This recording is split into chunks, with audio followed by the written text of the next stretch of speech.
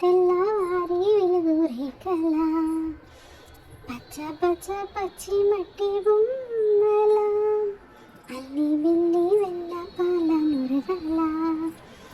అచ్చ తెలుగు ఇంటి పూల కొమ్మల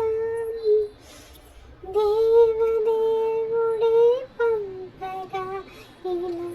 దేవతై మా ఇంట అడుగే పెట్టెనంట బ్రహ్మ కళ్ళలో కాంతులే మా అమ్మల నా కోసం మళ్ళీ లాలి పాడేనంట వచ్చిందమ్మ వచ్చిందమ్మ ఏడో ఋతువే బొమ్మ హారతి పళ్ళం హాయిగా నవ్వే వదినమ్మ